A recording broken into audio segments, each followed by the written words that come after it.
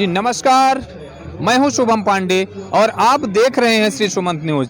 सत्य की पराकाष्ठा, किसानों की आवाज।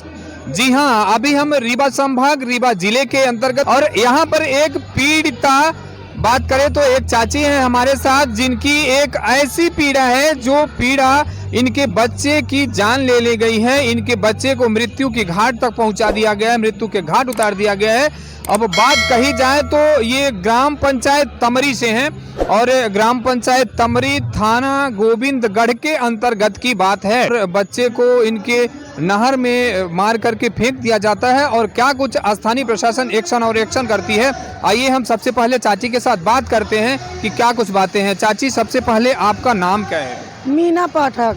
अच्छा, कहाँ से रहने वाली हैं आप? गांव तमरी है। अच्छा, तो ये किस प्रकार की बात है चाची? आपके बच्चे की जान ले ली गई है, लगभग कितने महीने या कितने साल की बात हुई है? ये 7वां महीना 28 तारीख को रीवा से मेरा बेटा तमरी गया। 12 बजे 6 बजे मार कर नहर में फेंक दिया गया। 2 बजे दिन में हमको सूचना दिया कि मैं बेकार कर दूंगा। 3:55 में मेरा लड़का फ़ोन लगा के बताया कि मुझको मार पीट रहे हैं और 3:55 में बात करके हमारा बेटा 6 बजे मेरे को पता चलती है कि उनने नहर में मार के फेंक दिया। संतोष पाठक हमको बताए कि तुम्हारा लड़का नहर में मर गया। मैं भागी गई तो मैं अपना बेटा नहर में नहीं पाई। सारा रात मैं ढूंढती रह गई। सुबह 10 बजे मेरा लड़का चौराहटा के नहर में मिला। उसके बाद मैं पुलिस प्रशासन में रिपोर्ट करने गई तो मेरी कोई सुनवाई नहीं, मेरी रिपोर्ट नहीं ले रहे थे। मैं लिखित में कागज में जो ली थी तो मैं दे करके चली आई थी। मैं बोली कि इसमें दस्तखत कर दीजिए, आप जो आपकी मर्जी होगी वो करना। बोले नहीं, तुम्हारी रिपोर्ट नहीं लिखी जाएगी। फिर मैं आई तो यहाँ आईजी, डीआईजी, एसपी, डीएसपी और मंत्री जी को भी दी, शुक्ला जी मंत्री जी को दी। मैं सबके पास गई, आईजी साहब के पास गई, मेरी कहीं सुनवाई नहीं है। मेरा 7वां महीना 28 तारीख का ये केस है, आज तक मेरा कहीं निर्णय नहीं हुआ। मैं दर बदर के ठोकर खा रही हूँ। मैं आई हूँ मंत्री जी से, प्रधानमंत्री जी से मिलने आई हूँ। अच्छा चाची, ये संतोष पाठक का जो आपने अभी जिक्र किया है, फोन किया था उन्होंने, ये संतोष पाठक कौन है? ये सग्गा मेरा देवर लगता है। मेरा जमीनी विवाद था शुरू से, तो हमारे पति को भी मारते रहे, हमको भी मारते रहे, हमारा बेटा भी मारते रहे। मेरा जमीनी विवाद था तो इसीलिए हमारे बेटा को बार बार मारते रहे। हम लोग को कहते रहे कि यहाँ मत आओ, तुम लोग को यहाँ नहीं आने देंगे।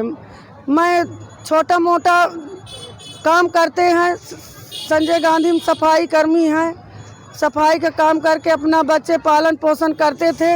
हमारा कोई नहीं सुनता है। मैं दर बदर के भटक रही हूँ, मेरा कहीं सुनाई नहीं है। अच्छा, जब आप यहाँ स्थानीय एसपी के पास जाते हैं, बात करें तो एसपी और तो एसपी साहब के यहाँ से किस प्रकार की क्या रियायतें मिली और किस तरीके से क्या कुछ एक्शन भी लिया गया कि कैसी बातें?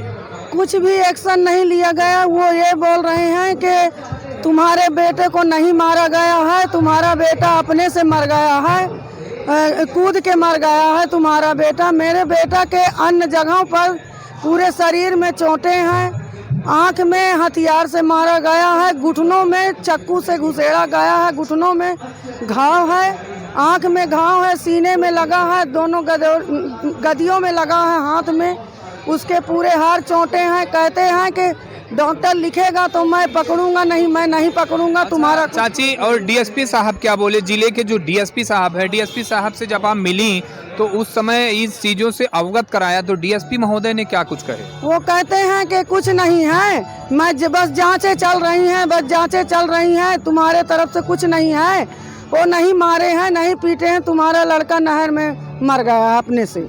जिस तरीके से चाची के बताने के हिसाब से बात पता चल रही है इनके। अच्छा चाची, बच्चे की उम्र कितनी थी? 26 वर्ष का था। जिस प्रकार से 26 वर्ष के एक बच्चे को, इनके बालक को मार दिया जाता है और तमाम चाकुओं से वार किया जाता है जगह जगह पर और जाकर के नहर में फेंकवा दिया जाता है। इसके बाद स्थानीय पुलिस प्रशासन की बात करें और एसपी की बात करें, जो जिले में एसपी साहब बैठे हुए हैं, तो क्या इनके तरफ से आज तक किसी भी प्रकार का कोई एक्शन नहीं हुआ है? बात की जाती है तो शासन और प्रशासन चुस्त दुरुस्त रखने की और ये तमाम प्रकार की बातें होती हैं, बातें की जाती हैं, लेकिन एक यही महिला है, ये वही लाडली बहना है कि आज अपने न्याय के लिए, अपने बच्चे की मौत के बाद न्याय के लिए दर बदर भटक रही हैं और इनको न्याय नहीं मिल पा रहा है। मीन्स कहा जाए तो क्या शासन प्रशासन के कानों में जुए तक नहीं रेंग रहे हैं।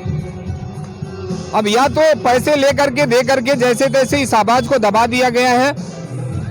ये जिले में इस तरह के आपराधिक मामले हो रहे हैं और शासन प्रशासन का बात कहा जाए तो जो स्थानीय अमले में अधिकारी ऑफिसर्स बैठ रहे हैं, इनका किसी भी प्रकार का एक्शन नहीं है।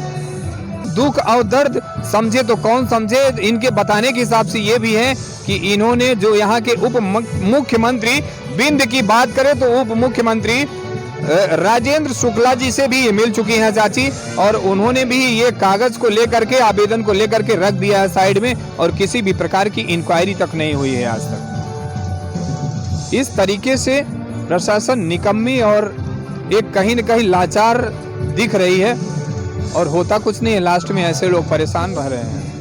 तो हमारे प्रदेश के मुख्यमंत्री जी, आपसे एक विनम्र अनुरोध है, ऐसे जिस प्रकार के भी जहां पर भी ऐसे बातें हो रही हैं तो उन पर आपकी संज्ञान में बात को रखते हुए कड़े से कड़े ऐसे कुछ प्रावधान और एक्शन का की कृपा करें।